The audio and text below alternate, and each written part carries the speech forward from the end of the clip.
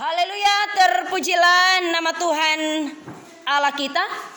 Bapak mama saudara orang beriman yang sangat diberkati oleh Tuhan Yesus Kristus. Shalom. Sekali lagi shalom. Puji nama Tuhan.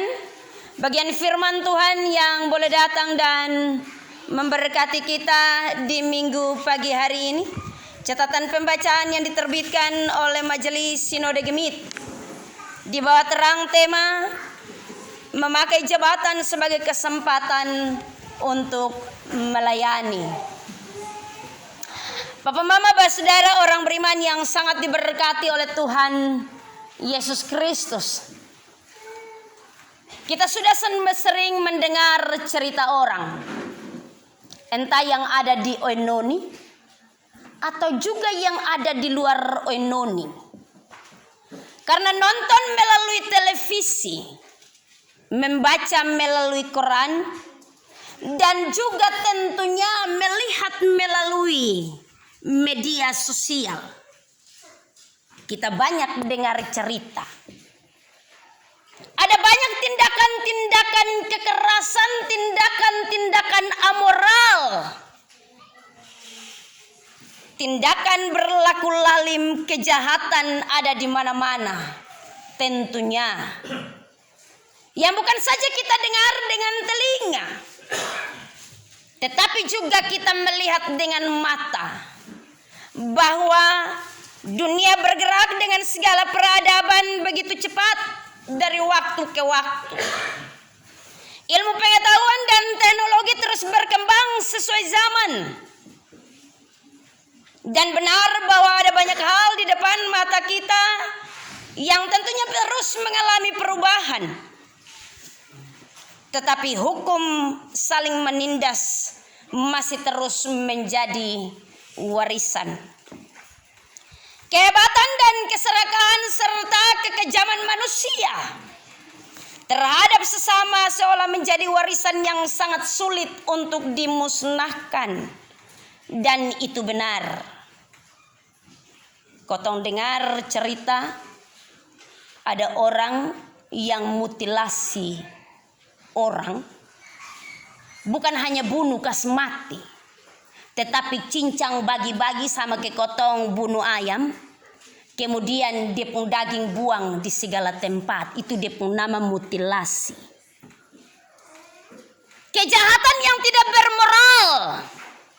Ada kasus pemerkosaan terhadap anak gadis orang di mana-mana. Pelecehan seksual terhadap anak di bawah umur. Tindakan kekerasan ekonomi pun terjadi. Yang kaya menguasai yang miskin, yang punya segala sesuatu menguasai yang tidak memiliki segala sesuatu. Kejahatan ada di mana-mana bapak mama saudara orang beriman. Orang menindas sesamanya, merampas dengan kerakusan, menghukum dengan tidak adil, membunuh dengan bengis tanpa ampun, memutilasi hak hidup orang lain. Kalau kita mendengar cerita yang terjadi di zaman ini, seperti yang saya sampaikan tadi, ada banyak orang memakai kejahatan untuk kepentingan diri. Yang kuat berkuasa atas yang lemah. Sekali lagi, yang pintar memperdaya yang bodoh. Hukum rimba berlaku bapak mama. Hukum rimba itu yang kuat, yang menang, dialah yang berkuasa. Artinya benar bahwa kita hidup sebagai manusia, tetapi tidak ada hukum manusiawi. Yang ada adalah hidup sebagai manusia dalam lingkaran hukum binatang. Tidak ada keadilan di atas muka bumi. Terjadi di Indonesia. Orang-orang yang berkuasa berlaku lalim. Kita seolah-olah membuat diri menjadi bangsa yang makmur. Tetapi ternyata bahwa kita tertindas. tidak ada keadilan.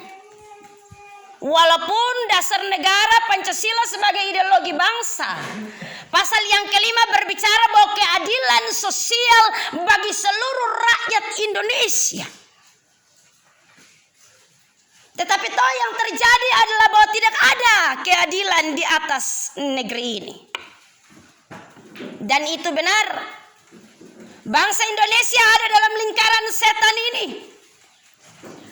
Menindas, merampas hak orang, memarginalkan sesama, mengintimidasi. Ada pelanggaran hak asasi manusia, ada pemerasan, ada ketidakadilan, ada ketimpangan sosial dan ekonomi, bahkan sampai kepada perdagangan orang atau human trafficking. Orang menjual sesamanya. Kalau dulu orang jual anjing untuk di warung dong bikin RW, sekarang orang jual manusia dengan manusia. Nanti begitu datang jadi calo TKW. Kotong di kampung-kampung ini biasanya tergiur. Karena kalau omong TKW itu dia pun gaji besar. Padahal itu calo. Dia datang dia bilang gaji 1 bulan. Bunyi lumayan. Kalau PNS hanya terima gaji 4 juta sekian, yang golongan 3 sampai golongan 4, maka kalau jadi TKW di Malaysia, maka dia pun gaji besar. Ada banyak anak muda tergiur bapak mama. Daripada kerja kebun di kampung, lebih baik jadi TKW. Yang sangat disayangkan adalah terjadi perdagangan orang. Yang calo itu didapat loid, bukan sonde dapat loid. Pakai segala macam cara. KTP kalau sonada tenang, kita pakai orang pun KTP. Begitu sampai di Malaysia, majikan hari-hari siksa kemudian pulang sudah tidak bernyawa. Dia pun mayat keliling Indonesia. Setelah cari tahu, fam neonufa dari OIBUI. Tapi jalan datang sudah tidak bernyawa. Setelah cari tahu, minta maaf fam tefnai dari Oinoni. Tapi datang sudah tidak bernyawa. Karena bagi bos yang ada di Malaysia, kita sudah dijual dengan harga utuh. Manusia menjual sesamanya. Bapak mama saudara orang beriman yang sangat diberkati oleh Tuhan Yesus Kristus dengan kebenaran firman-Nya. Tidak ada keadilan atas bangsa ini. Bukan hanya terjadi dalam diri penguasa-penguasa, tetapi juga dalam kehidupan kita tiap-tiap hari. Dalam situasi dan kondisi yang sedemikian, kita membutuhkan tentunya mengidolakan sosok pemimpin yang bisa membawa kita, membebaskan kita dari berbagai-bagai tindakan amoral yang terjadi atas bangsa ini. Kita membutuhkan benar. Kita membutuhkan sosok pemimpin yang benar-benar mengusahakan kesejahteraan. Kita membutuhkan sosok pemimpin yang benar-benar tidak menyalahgunakan jabatannya untuk kepentingan pribadi atau kelompok. Tetapi memperhatikan dan mensejahterakan masyarakat. Membawa kita kepada jalan keluar untuk kita berjumpa dengan pembebasan. Karena benar bahwa secara tidak langsung kita tertindas dalam kehidupan sosial dan ekonomi. Baru-baru ketika kita berhadapan dengan PPKM, pembatasan kegiatan masyarakat karena COVID-19, ada banyak pasar ditutup. Sedangkan kebanyakan kita masyarakat di kampung, kita harus jual ubi kayu, kita harus jual daun pepaya, bunga pepaya, dan ubi untuk bisa mendapatkan uang. Pasar impres buka.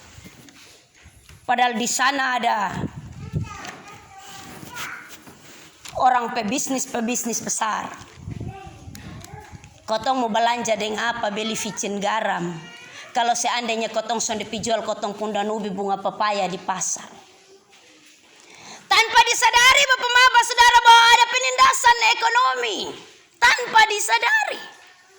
Kita tidak diberi ruang untuk bisa mendapatkan sesuatu. Untuk bisa menghidupi dan mensejahterakan hidup.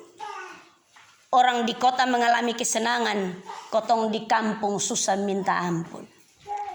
Bertahan dan berjuang terus. Bapak Mama Saudara orang beriman yang sangat diberkati Tuhan. Tentunya bahwa kondisi ini sama terjadi dengan bangsa Israel. Setelah mereka mengalami pembuangan di Babel, kemudian mereka mengalami pembebasan. Tetapi dalam situasi yang demikian, mereka juga hidup saling menindas. Seorang dengan yang lain.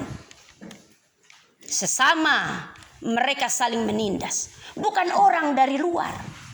Tetapi mereka sesama orang Israel.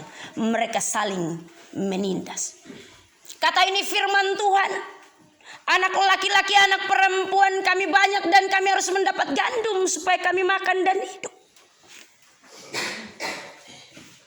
Ladang dan kebun anggur dan rumah kami digadaikan untuk mendapatkan gandum pada waktu kelaparan. Juga ada yang berteriak kami harus meminjam uang untuk membayar pajak yang dikenakan atas raja, atas ladang dan atas kebun anggur kami. Sekarang walaupun kami ini saudara sedaging, dengan saudara-saudara sebangsa kami dan anak-anak kami dan dengan anak-anak mereka, namun kami terpaksa membiarkan anak-anak laki dan anak-anak perempuan kami menjadi budak. Saudara sebangsa bukan orang lain. Itu yang terjadi atas bangsa Israel. Tetapi benar juga bahwa itu yang terjadi di tengah-tengah bangsa kita. Kotong di sini sonde rasa. Karena orang timur hidup dalam suatu persekutuan yang begitu luar biasa. Tetapi coba kotong tanyakan yang ada di luar sana. Bapak Mama Saudara, orang mementingkan diri sendiri pakai bahasa lu gue. Orang tidak akan peduli. Lu mau lapar mati, lu mau son ada doi, lu mau hidup melarat, lu mau dapat keadilan atau sonde. Orang tidak akan peduli dengan kondisi. Zaman ini membawa orang untuk mementingkan diri sendiri. Membuat makmur diri sendiri. Lupa kepada kehidupan kemanusiaan. Bapak Mama Saudara orang beriman, yang terjadi dalam kehidupan bangsa Israel setelah pembuangan adalah hal yang demikian. Mereka bukan hanya kehilangan simbol-simbol keagamaan, bukan hanya kehilangan bait Allah sebagai simbol kehadiran Allah, tetapi juga mengalami runtuhnya tembok Yerusalem menjadi puing-puing. Dan justru pada saat yang demikian, Allah mengutus Nehemia sebagai juru minum raja Persia ketika itu, tetapi juga sebagai bupati di Yehuda. Dia datang dengan jabatan dan kekuasaan, tetapi tidak menguasai untuk kemudian menelantarkan dan menindas. Kata firman Tuhan benar bahwa Nehemia begitu marah dengan keadaan yang demikian. Maka sangat marahlah aku ketika ku dengar keluhan mereka dan berita-berita itu. Nehemia begitu marah dan melihat keadaan yang benar-benar tidak mendatangkan keadilan terhadap sesama. Saudara bersaudara sebangsa saling menindas. Saudara-saudara sebangsa saling hidup dalam ketidaktaatan dan tidak takut akan Tuhan. Karena itu Nehemia bersuara dengan suara yang keras, memberikan kepada penguasa-penguasa untuk kemudian mengembalikan apa yang menjadi hak-hak orang miskin, memberikan keadilan sosial kepada orang-orang yang tidak mengalami keadilan, memberikan kesejahteraan bagi orang-orang yang diperdaya kehidupan ekonominya. Nehemia melihat bahwa ada masalah sosial yang sangat berdampak di Yehuda ketika itu. Karena itu Nehemia kembali bangkit dan kemudian membangun bangsa itu, memberi merespon yang benar, menjadi pemimpin yang benar, menjadi pemimpin yang mesejahterakan masyarakat dan bangsa. Nehemia tidak melihat kepada segelintir orang, tetapi Nehemia melihat benar bahwa masyarakat ketika itu membutuhkan keadilan. Ada banyak di antara kotong yang sudah mendapatkan keadilan. Contohnya Bapak Mama, kotong hidup di Enoni 10 tahun. Ada yang surambut memutih, ada yang sudah tidak ada lagi. Tapi sampai hari ini kotong sulit untuk lihat ada jalan aspal dari Enoni masuk sampai di Soe. Kalau kotong dengan motor bilang jalan hotmu map, ingat harus palo kuat. Kalau sonde bisa rubuh. Sampai hari ini kotong tetap di ini kampung yang nama Enoni, kalau ada uang baru bisa ada air. Musim panas kotong cari air setengah mati. Kotong hanya bisa minum dari embung. Tempat di mana di sana juga sapi, babi dan kambing turut serta di sana. Kotong siang saja baru lihat terang. Tetapi kalau malam baru jam 7 semua pintu rumah sudah ditutup, tidak beraktivitas. Karena hari sudah gelap. Tidak ada terang untuk Enoni. Syukur-syukur yang ada lampu sehen. Kalau yang sana ada lampu sehen loti setengah mati. Baik kalau pegang betul, tapi kalau pegang tak salah jadi soal. Belum ada keadilan yang merata. Ternyata bahwa kita masih ada di bawah penindasan di tengah-tengah bangsa yang merdeka. Dan ini kebenaran. Kotong bilang kotong hidup senang di Enoni. Tapi minta ampun. Mau pi pasar saja kotong harus bayar ojek 20.000 baru bisa sampai pasar Batu Putih. Karena ojek perhitungkan jalan son betul. Ojek perhitungkan bensin dari sini sampai ke pasar Batu Putih. Belum ada keadilan sosial. Belum ada kesejahteraan di tengah-tengah masyarakat, di tengah-tengah kehidupan bangsa yang merdeka. Karena itu kita perlu untuk bersuara dengan keras. Kembalikan apa yang menjadi hak. Syukur-syukur. Tetapi ada juga yang pakai kuasa untuk kepentingan diri. Papa Mama Saudara orang beriman. Kalau di sekolah nanti begitu anak dong dapat beasiswa, kepala sekolah pakai trik. Tanda tangan memang kwitansi, nanti pencairan 1 kali oleh bendahara. Kotong duduk tunggu sampai kucing batanduk, beasiswa son muncul-muncul. Dana bos itu pemerintah kasih untuk kemudian membiayai pendidikan. Tetapi sampai dengan hari ini kalau begitu tanya dana bos, nihil. Benar kok? Masih harus bayar dana pembangunan, bayar komite, usi. Sonde ada keadilan. Orang di kota sudah belajar pakai Android. Kotong di Enoni masih bagi modul.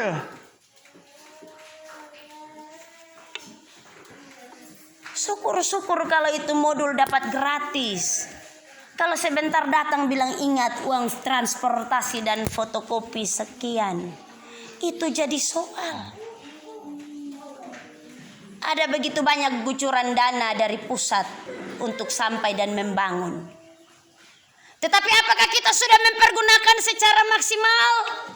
Jangan sampai dari atas dibuat sampai kecil-kecil dan sampai di sini lebih kecil lagi. Orang butuh pertanggungjawaban, tetapi dengan kwitansi-kwitansi fiktif.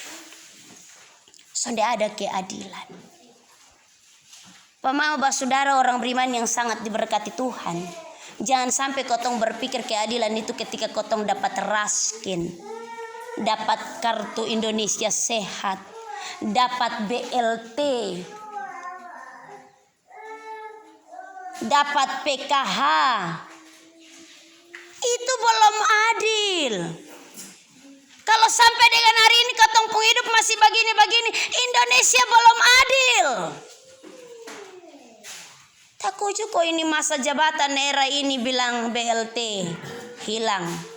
PKH stop sudah. Mutninat lepas pas. Papa mama saudara orang beriman yang sangat diberkati Tuhan. Sebenarnya kesejahteraan kita sementara dirampas dengan cara yang begitu licik. Karena tentunya bahwa kita merasakan semuanya baik dan biasa-biasa saja. Tetapi tanpa kita sadari bahwa kita sementara ditindas untuk terus ada dalam kemiskinan. NTT menjadi satu provinsi termiskin di Indonesia. Menjadi salah satu provinsi termiskin. Tapi bersyukur bahwa di NTT orang miskin banyak tapi sonde minta-minta. Makan jagung ketemak dan pepaya kotong sonde pernah minta-minta. Papa mama saudara orang beriman, yang terjadi di Yehuda ketika itu ada ketimpangan-ketimpangan sosial yang sangat berdampak. Bukan saja oleh pemerintah tetapi oleh sesama. Orang juga menindas sesamanya. Saudara bersaudara hidup dan saling menindas. Kotong juga gitu sebenarnya. Dalam rumah beta biasa omong, ada tindakan-tindakan penindasan kecil. Bapak kalau dia yang minum itu di derom besar. Dia makan juga kalau bunuh ayam itu dia dan mama kasih dada. Tetapi mama nanti sebentar dapat kaki sah dan kepala. Mama bilang beta suka dia pun sumsum di otak kok nanti beta makan dia pun kepala sah. Tapi minta ampun itu mamtua pun kerja.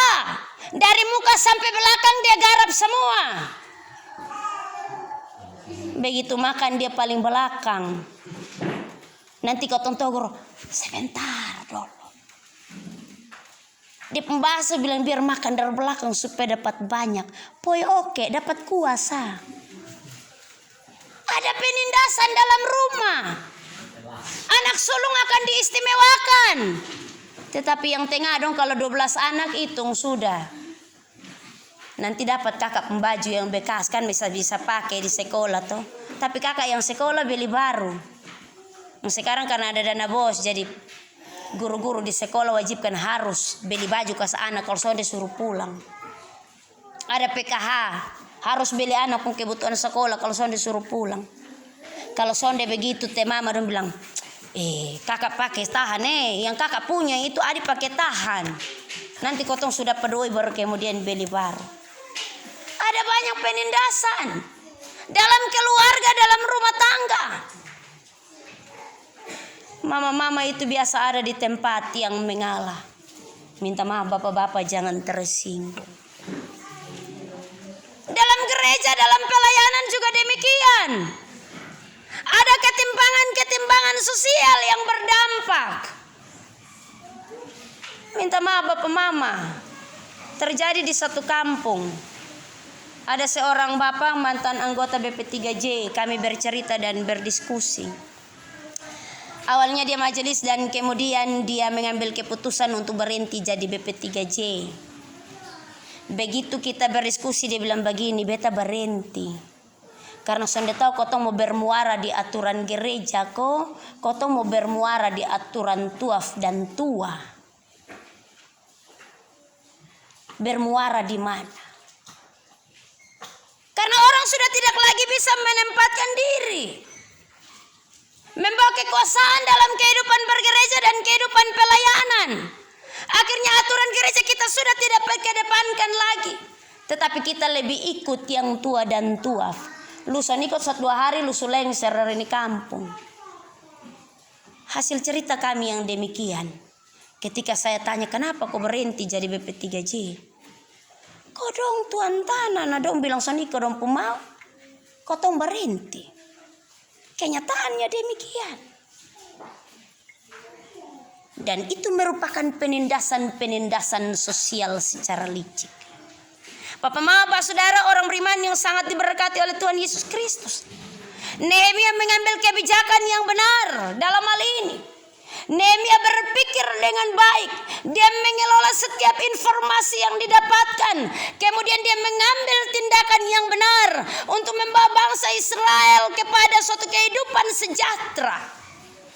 Untuk memusnahkan pelanggaran hak asasi manusia, memusnahkan pemerasan, memusnahkan ketimpangan sosial dan ekonomi, bahkan memusnahkan sampai kepada perdagangan orang. Dari dulu tuh ada perdagangan orang, Bapak Mama.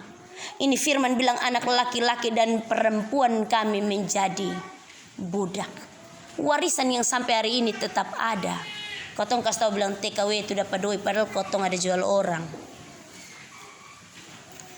Nehemia memberi respon yang benar, tetapi juga dia memberikan teladan terhadap umat, memberi respon terhadap apa yang menjadi keluhan umat ketika itu, untuk kemudian membawa mereka kepada kehidupan yang sejahtera.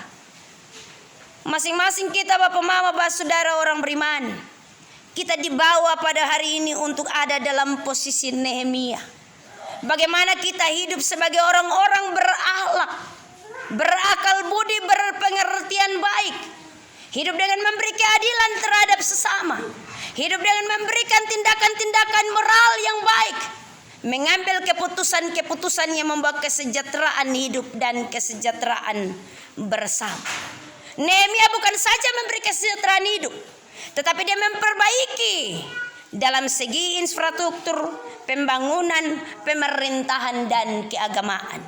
Nehemia melihat benar bahwa Allah mengutus dia untuk kemudian menjadi bagian bagi bangsa Israel, tetapi juga bertindak sebagai pemimpin yang melayani. Bapak Mama, Saudara orang beriman yang sangat diberkati oleh Tuhan Yesus Kristus, kita ada di tengah-tengah kehidupan bangsa yang sedemikian. Kalau kita mau melihat bahwa kita belum sejahtera, karena itu kita membutuhkan sosok pemimpin yang akan membawa kita kepada yang sejahtera. Kita belum ada dalam kehidupan yang benar, belum ada dalam kehidupan yang membawa keadilan dan juga pemerataan kesejahteraan bagi sesama. Baik dalam kehidupan tiap-tiap hari, dalam kehidupan rumah tangga, dalam kehidupan berjemaat, dalam kehidupan bermasyarakat, keadilan belum ditegakkan. Ada banyak orang masih mengalami penindasan. Gereja menjadi suara, menjadi corong yang menyuarakan keadilan. Jangan takut berbicara tentang keadilan, karena kebenaran akan memunculkan dirinya sendiri. Walaupun dia dihadang, walaupun dia dihambat, tetapi akan terus merambat. Berikan keadilan mulai dari dalam diri kita. Berikan kesejahteraan kepada sesama. Jangan mengambil apa yang bukan milik dan hak kita, tetapi memberikan seadil-adilnya kepada yang seharusnya. Mari kita pulang sambil kita juga berlaku hidup dengan baik. Bukan hidup untuk kemudian membawa rasa tidak nyaman kepada orang lain, tetapi membawa kesejahteraan dan sukacita. Dan setiap hari kita terus memperbaharui hidup sebagaimana yang dilakukan Nehemia. Tuhan memberkati kita dengan firman-Nya. Terpujilah nama Tuhan Allah.